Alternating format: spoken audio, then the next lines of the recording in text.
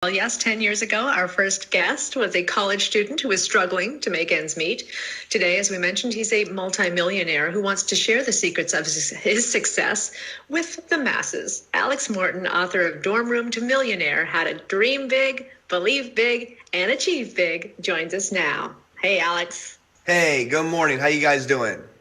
Well, we're not as rich as you are, but we're doing okay. So how do you go from a struggling financially college student to being a multimillionaire? Did it happen overnight? It must have happened pretty quickly for you. Yeah, it wasn't an overnight success. I mean, growing up, I was very fortunate and blessed to have two parents, mom and dad, that really showed me work ethic, leadership. And as a little kid, I remember my mom always telling me, if you can think it, you can do it. So growing up, I already had this mentality of one day, whatever business I'm going to get into, I'm going to figure out how to win, and then I'm going to do whatever it takes to win. So I never did very well in school. I graduated high school, a small town in Ohio. I went to Arizona State University. I got kicked out of the dorm rooms at 18 for having too much fun. I got asked, why? Why? Yeah, just partying. I was 18. I grew up in a small town, right? And I went to Arizona and I saw very pretty girls, and I was partying, going to pool parties at 12 p.m. in the middle of the afternoon. So I got in a lot of trouble at 18, but I always had a vision for where I wanted to go. I always had this dream of living a not just a lavish lifestyle, but also doing something where I could impact and help a lot of people. And I fell into business. I got into real estate at 18 years old, and that was my first kind of taste of entrepreneurship. And then I fell into marketing. I fell into the marketing world at 21 years old, and I was fortunate to have some great mentors and some great coaches kind of show me the ropes. And I just worked tremendously hard, believed in myself, and by God's grace, great things happened in my life. Cindy, you know what? He did kind of gloss over the reason he got kicked out of school, didn't he? A little bit. I mean, he was misbehaving. He was misbehaving. We all know Arizona State has a lot of fun, so I just believe you automatically.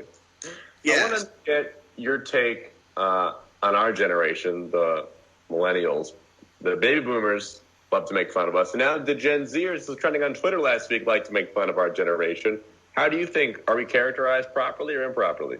Yeah, I mean, I think everyone's got their opinions on everybody. I mean, when you Google Apple or Nike, you're going to get positive, you're going to get negative. Whoever's in office in America, half the country's going to like the individual, half the country's not. So I think when they look at millennials and they say they're they're entitled people, they're lazy, I don't agree with that, because I've got a lot of millennial friends that have done amazing things, whether it's tech startups or it's network marketing or it's making money at a large corporation in downtown Chicago. I think it all depends on the individual. There's lazy baby boomers and there's lazy millennials. So I think it really depends on who you're talking to. So no, I don't agree with all millennials are lazy. All millennials are just gonna live their life with this massive student loan debt and never accomplish anything.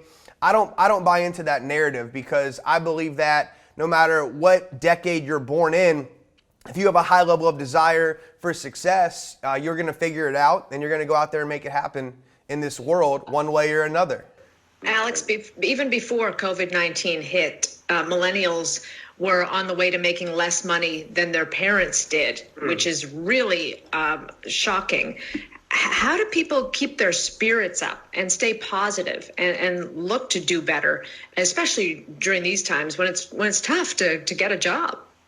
Yeah, there's a lot of turmoil, chaos, negativity out there. I tell people you got to change your environment, and your environment, it's not just the people you spend time with, right? Like, we know we're the sum of our 5 closest friends. So yeah, you need to hang out with positive people, people with high aspirations, people that are going to speak belief and love into your goals and your dreams. But your environment is also what you watch on TV, right? I tell people, I love the news, but sometimes I say, hey, turn off the news, right? You shouldn't watch the news. You want to work hard enough to get into the news, right? So you got to make sure you're around positive people, you're listening to positive content on social media, podcasts, reading empowering books, because whatever we see with our eyes is going to be an automatic yes. Whatever we hear is usually going to go into our heart. If you put a T on the end of the word here, it spells heart. So I think people are just unaware of how to stay positive, so they just buy in to the negative narrative, whether it's Twitter, whether it's Instagram, whether it's mom and dad, and that negativity just goes 10x in their mind, and then they're in a bad place fast, and a lot of people don't know how to get out. So people have got to audit the people they spend time with, the things they read, the things they watch, the people they listen to, and always try to remain positive no matter what. Alex, we got about 30 seconds left, but I want to ask you, you're famously made $30 million by the age of 30, something a lot of people wish they did. So tell us on the other side, what is one part of making that much money by this age that wasn't what you expected, something you wouldn't have saw coming until you got to this point? Yeah, it's a great question. I mean, when I was broke at 21 eating ramen noodles in my dorm room, I always thought money was the answer to happiness, and that's not true. Money magnifies who you already are. There's a lot of rich people out there that have to take happy pills, depression medication, and they got all the money. People say, well, how are they unhappy? They got all this money. Because the poorest person on the planet, all they have is money. So I would tell any aspiring entrepreneurs, aspiring young men and women out there, millennials, right? Money is gonna help fix a lot of problems in your life, but you've gotta also find fulfillment. And I get more happiness today by my Dream Big scholarship. I started a scholarship where I send kids from my old high school in Ohio to college every single year. I'm putting together a massive gala for 2021 where I'm looking to give away $1 million to different foundations, churches, and schools. So I think that, yeah, it's good to go out there and make money, but it's even more important to go out there and make a difference. Well, we can't argue with that. Alex Morton, author of Dorm Room to Millionaire, How to Dream Big, Believe Big, and Achieve Big. Thank you very much, and thanks for giving back. Thank you, guys. Have a good one.